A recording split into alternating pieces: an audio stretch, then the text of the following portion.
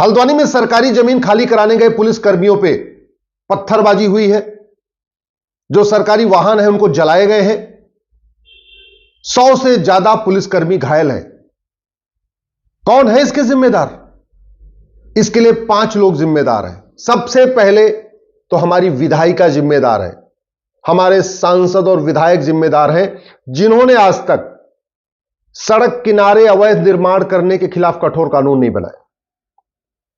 यह जो पत्थरबाजी हुई है, पुलिस वाले घायल हुए, इसके सबसे ज्यादा जिम्मेदार हमारी विधायिका है। विधायिका का मतलब लोकसभा, राज्यसभा और विधानसभा, जिन्होंने आज तक सार्वजनिक स्थान पर अवैध निर्माण करने वालों की 100% प्रॉपर्टी जब्त करने, उनको 10 से 20 साल की सजा देने के लिए कठोर कानून नहीं बनाया। तो हल्द्वानी का पहला जिम्मेदार विधायिका। हल्द्वानी में जो हुआ है, ये जो पुलिस वाले घायल हुए, इसके लिए दूसरे जिम्मेदार कार्यपालिका। कार्यपालिका का मतलब ये जो कलेक्टर, एसपी, कप्तान और मंत्री।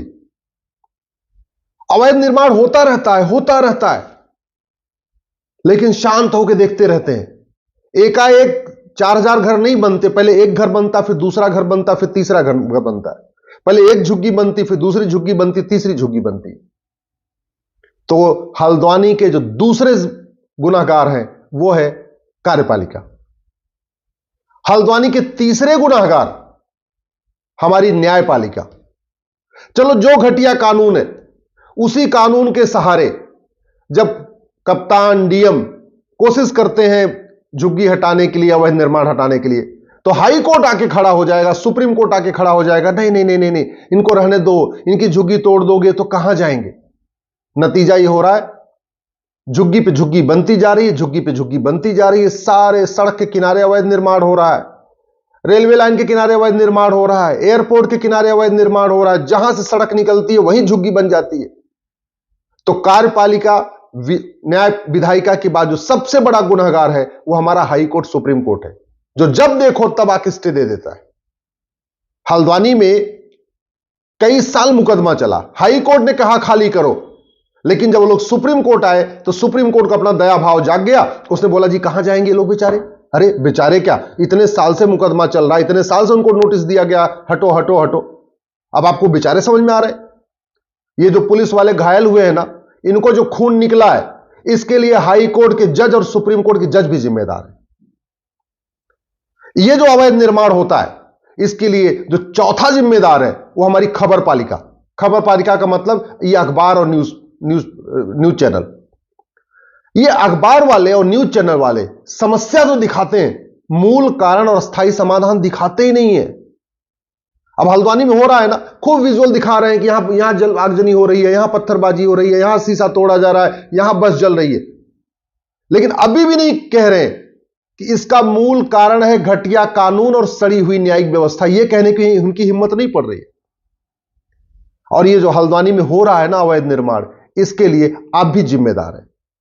आप टैक्स देते हैं, इनकम टैक्स देते हैं, टीडीएस देते हैं, वैट देते हैं, जीएसटी देते हैं, टोल टैक्स देते हैं, रोड टैक्स देते हैं, लेकिन कभी यह सवाल नहीं करते कि मेरे टैक्स के पैसे की बर्बादी क्यों हो रही है। ये जो जहां झुग्गी वहीं मकान, ये जो योजना है ना, ये बर्बाद कर देगी। मैं दिल्ली में बता रहा हूं, जहां झुग्गी वहीं मकान योजना चली है, नतीजा यह हुआ कि झुग्गी वालों को मकान मिल गया, फिर झुग्गी वालों ने कहीं और जाके झुग्गी बना लिया। उनको पता ही योजना बढ़िया चलती रहेगी, जहां जब जब जब झुग्गी डालेंगे मकान मिलेगा, जब झुग्गी डालेंगे मकान मिलेगा। तो झुग्गी वाले कभी झुग्गी छोड़ते ही नहीं है। एक जगह मकान मिलता, कहीं और झुग्गी डाल लेते हैं, फिर कहीं और झुग्गी डाल लेते हैं। हमने जितने भी मेट्रो शहर हैं उसको झुग्गियों का शहर बना दिया। आप मुंबई देख लीजिए, झुग्गियों की भरमार। चेन्नई देख लीजिए, मेट्रो सिटी हमारा, झुग्गियों की भरमार। कलकत्ता, झुग्गियों की भरमार। देश की राजधानी दिल्ली, झुग्गियों की भरमार। ये जो फ्री में हमने शुरू कर दिया ना, जहां झुग्गी वहीं मकान, तो हम तो प्रमोट कर रहे हैं कि झुग्गी बनती रहे, झुग्गी बनती रहे। और आप शांत हैं, आप पैसा दे रहे हैं और शांत बैठे हुए हैं, तो आप भी जिम्मेदार हैं। कहने का मतलब, ये जो देश में अराजकता चल रही है, इसके लिए न्यायपालिका भी जिम्मेदार है, विधायिका भी जिम्मेदार है, खबर पालिका भी जिम्मेदार है, कार्यपालिका भी जिम्मेदार है और जनता भी जिम्मेदार है। आपके आसपास जब कभी झुग्गी बनती है तो आप कभी 100 नंबर पर फोन करते हैं, कभी थाने में शिकायत करते हैं, कभी एसडीएम को शिकायत करते हैं? सोचते हैं अरे भाई ठीक है, वो पार्क में झुग्गी बड़ी है ना, सड़क के किनारे झुग्गी बनी, हमारे घर पे थोड़ी झुग्गी बनी है। ये जो एटीट्यूड है कि हमारे घर में थोड़ी झुग्गी बनी है, हमारे जगह पे थोड़ी झुग्गी बनी, ये जो एटीट्यूड हमें बर्बाद कर रहा है। चलो जो हुआ सो हुआ। अब मैं आपको कह रहा हूं, अभी भी दल गुलामी छोड़ दीजिए, अभी भी नहीं तो 25 साल के बाद ये आज के नेता, अभिनेता, लेखक, बुद्धिजीवी आपको बचाने नहीं आएंगे। ये बढ़िया बढ़िया कविता पाठ करने वाले, बढ़िया बढ़िया राम कथा सुनाने वाले, कृष्ण की कथा सुनाने वाले, भागवत कथा सुनाने वाले, ये 25 साल के बाद आपके बच्चे को बचाने नहीं आएंगे। जिन नेताओं की आप जय जयकार कर रहे हैं, ये 25 साल के बाद आपके बच्चों को बचाने नहीं आएंगे। जिन ये न्यूज चैनल के एंकरों की आप जय जयकार कर रहे हैं, इस देश को जो सबसे बड़ा बर्बाद किया है वो हमारी खबर पालिका ने किया, मीडिया ने किया।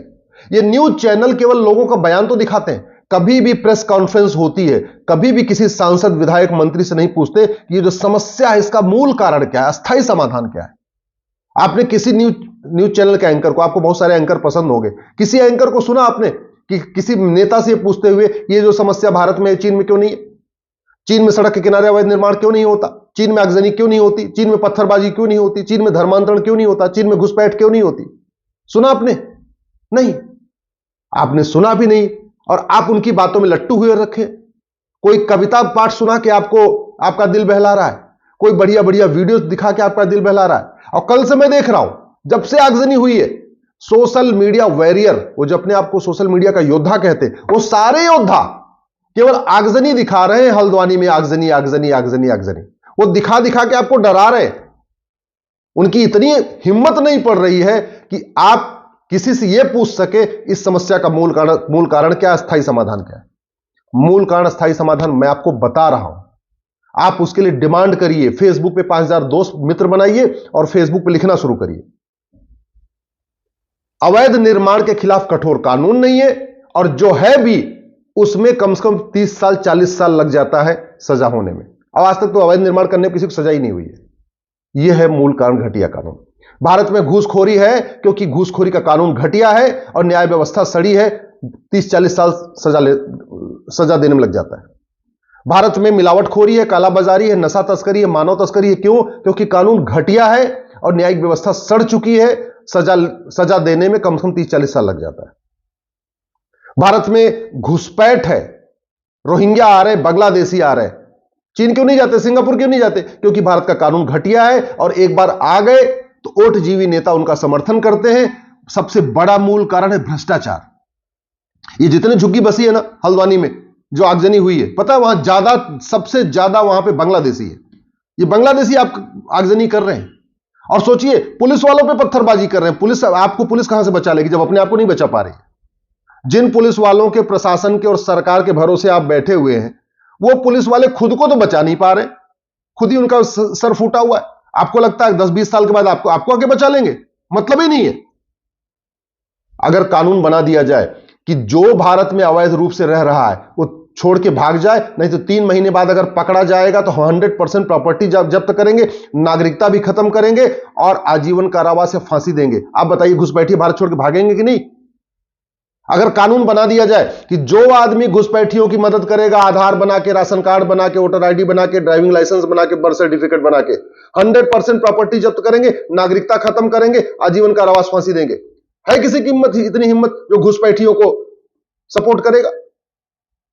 अगर हमने कानून बना दिया कि जस्टिस विद इन ईयर होगा, एक घंटे के अंदर एफआईआर होगा, 1 महीने के अंदर जांच पूरी होगी, 1 साल के अंदर सजा होगी, जुडिशियल चार्टर लागू करेंगे, पुलिस चार्टर लागू करेंगे, और कोई लागत नहीं, कानून बनाने की कोई लागत नहीं आती। जहां झुग्गी वहीं मकान बनाने की लागत है, एयरपोर्ट बनाने की लागत है, हाईवे बनाने की लागत है, स्कूल बनाने की लागत है, कॉलेज बनाने की लागत, हर चीज की लागत है। कानून फ्री में बनता है और सबसे ज्यादा काम करता है। मेरी बात ठीक लग रही हो, अभी भी जाग जाइए, दल गुलामी छोड़ दीजिए, परिक्रमा छोड़ दीजिए, नेताओं की जय जयकार छोड़ दीजिए, अभिनेताओं की जय जयकार छोड़ दीजिए, ये लेखकों की, बुद्धिजीवियों की जो पाखंडी, इनकी जय जयकार छोड़ दीजिए। ये जो कवियों की और एंकरों के भरोसे आप बैठे, ये कुछ नहीं करने वाले। देख लिया आपने ना, बेचारे पुलिस वाले तो बचे नहीं रहे, आप कहां से बचेंगे? कठोर कानून की मांग करिए, नहीं तो 20-25 साल के बाद घर में आगजनी के लिए तैयार रहिए।